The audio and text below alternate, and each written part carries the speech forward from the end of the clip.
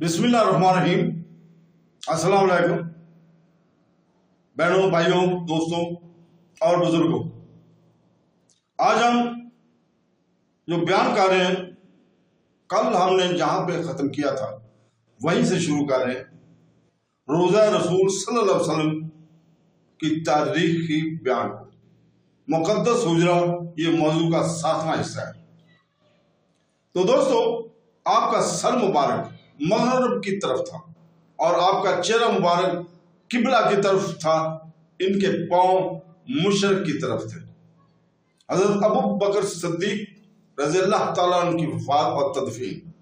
हज़रत अबू बकर सिद्दीक़ को 7 जमादिल आखिर 13 हिजरी 634 ईस्वी को बुखार हुआ और आपका इंतकाल 15 दिन बाद 22 जमादिल आखिर 13 हिजरी 634 ईस्वी को हुआ। आपकी वफात 63 साल की उम्र में हुई। इसी उम्र में नबी करीम सल्लल्लाहु अलैहि वसल्लम का भी इंतकाल हुआ था।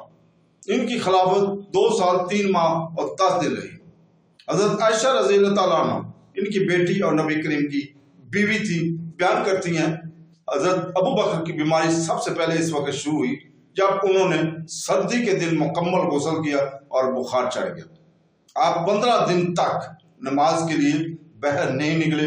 आपने हज़रत उमर रज़ियल्लाहु ताला को नमाज पढ़ाने का हुक्म दिया। वो इनकी इबादत किया करते थे और हज़रत उस्मान रज़ियल्लाहु ताला अन्हु वो थे जो बीमारी के दौरान अक्सर इनकी इयादत किया करते थे। जब इनकी बीमारी बढ़ गई तो उन्होंने पूछा, क्या हम आपके लिए डॉक्टर को बुलाएं? और उन्होंने कहा, इसने मुझे पहले ही देखा है और इसने कहा मैं जो चाहता हूं वो करता हूं। उन्होंने हुक्म दिया इनको, इनकी बीवी हज़रत अस्मा बिन्त उमैस ने गुस्ल दिया है और इन्हें रसूल पाक सल्लल्लाहु अलैहि वसल्लम के पास दफन किया जाएगा। उन्होंने अपनी बेटी हज़रत आयशा रज़ियल्लाहु ताला से पूछा कि वो कौन सा दिन था जिस दिन रसूल पाक सल्लल्लाहु अलैहि वसल्लम का इंतकाल हुआ था, जिस पर उन्होंने जवाब दिया कि ये पीर का दिन था। तो उन्होंने दरियाफ्त किया कि वो खास दिन कौन सा दिन है, तो उन्होंने जवाब दिया कि पीर का दिन था। जिस सुनकर उन्होंने अकरार किया कि वो पीर से आगे जिंदा नहीं रहेंगे और इसी दिन दफन करने की हिदायत की। हज़रत अबू बकर सिद्दीक़ रज़ियल्लाहु ताला अन्हु जो आखिरी कलमात कहे वो ये थे, मुझे मुसलमान की मौत दे और मुझे सालीन के साथ मिला दे। इसे इनकी बीवी ने गुस्ल दिया और इसकी हिदायत के मुताबिक 2 कपड़ों में कफनाया। आपको रात को मगरिब और इशा की नमाज के दरमियान रसूल पाक सल्लल्लाहु अलैहि वसल्लम की पास दफन किया गया। हज़रत आयशा रज़ियल्लाहु ताला अन्हा के कमरे में इनका सर रसूल पाक सल्लल्लाहु अलैहि वसल्लम के कंधों के साथ लगाया हुआ था। नबी करीम सल्लल्लाहु अलैहि वसल्लम की तरह आपके पांव मशरिक़ की तरफ थे, आपका सर मगरिब की तरफ और आपका चेहरा किबला की तरफ था। नमाज जनाजा इनकी जानशीन उमर बिन खत्ताब अव्वल ने पढ़ाई। उमर, उस्मान, ताला और अबू बकर के बेटे अब्दुर्रहमान इसे दफन करने के लिए इनकी कब्र में गए। ये ताक कब्र नबवी के किनारे पर थी।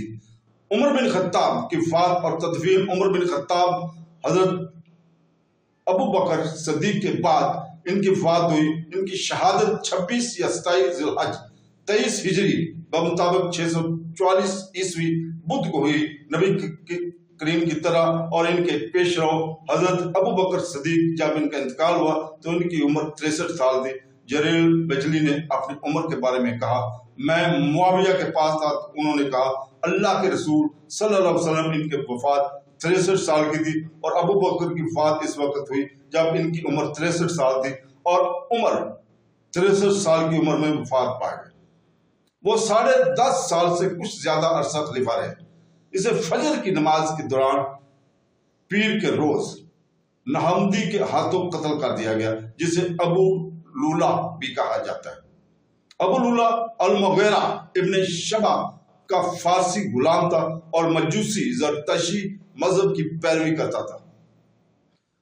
हुलूला मुग़ीरा बिन शबा का गुलाम था और वो सीने का काम करता था। अब मुग़ीरा हर रोज इनसे 4 दिन काटता था।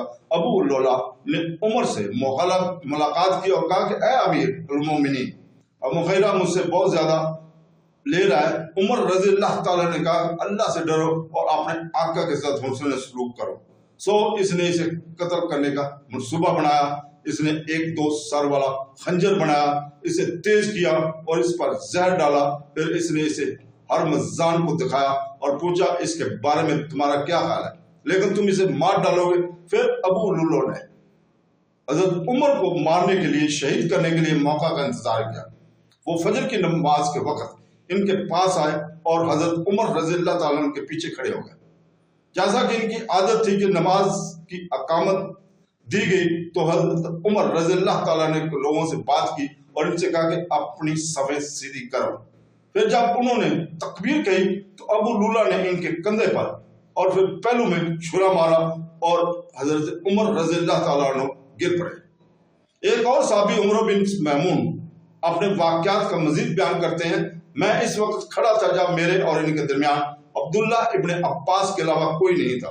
جب آپ صلی اللہ علیہ وسلم صفوں کے درمیان سے گزرتے تھے تو فرماتے تھے اپنی صفیں سیدھی کرو، اور جب وہ سیدھی ہو جائے تھی تو آگے بڑھ کر تکبیر کہتے اور سورہ یوسف یا سورہ نحل یا اس جیسی کوئی سورہ پڑھتے.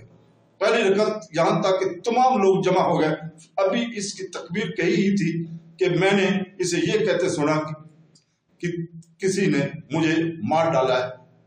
جب اس پر وار کیا گیا تھا، غیر ملکی نے دو دھاری چاقو لے کر بھاگنے کی کوشش کی اور وہ دائیں یا بائیں کسی کے پاس سے نہیں گزرا، بلکہ اس نے اسے وار کیا. انہوں نے 13 افراد کو چاقو کے وار کیے، جن میں سے 7 ہلاک ہو گئے.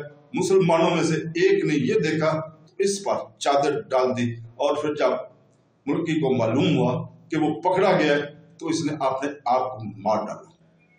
حضرت عمر رضی اللہ تعالیٰ نے عبد الرحمن بن عوف کا ہاتھ پکڑا اور لوگوں کو نماز پڑھانے کے لیے آگے بڑھایا. جو لوگ فوراً حضرت عمر کے پیچھے تھے انہوں نے دیکھا کہ کیا ہوا ہے. جو لوگ مسجد کے دوسرے حصوں میں تھے ان کے احساس نہیں ہوا. حضرت عبد الرحمن نے انہیں مختصر نماز پڑھائی، اور جب وہ فارغ ہوئے تو حضرت عمر رضی اللہ تعالیٰ نے پوچھا کہ اے ابن عباس، معلوم کرو کہ مجھے کس نے مارا ہے.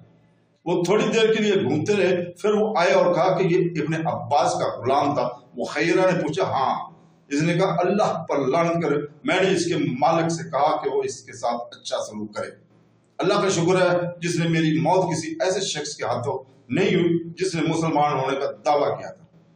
اسے اس کے گھر لے جایا گیا اور ہم اس کے ساتھ روانہ ہوئے. گویا لوگوں پر اس سے پہلے کبھی کوئی آفت نہیں آئی تھی. اس کے پاس کچھ نبید لایا گیا اور انہوں نے اسے پی لیا، لیکن وہ اس کے پیٹ سے نکلے. پھر اس کے پاس دودھ لایا گیا اور انہوں نے اسے پیا تو وہ اس کے زخم سے نکل گیا. ان کو معلوم ہوا کہ وہ اب مر رہے ہیں. تو ہم اس کے گھر میں داخل ہوئے اور لوگ آ کر ان کی تعریف کرنے لگے. تو دوستو، اس کے ساتھ ہی ہم یہیں ختم کرتے ہیں. اللہ تعالیٰ ہمیں اس کا اجازت دے. آمین ثم آمین. اللہ حافظ.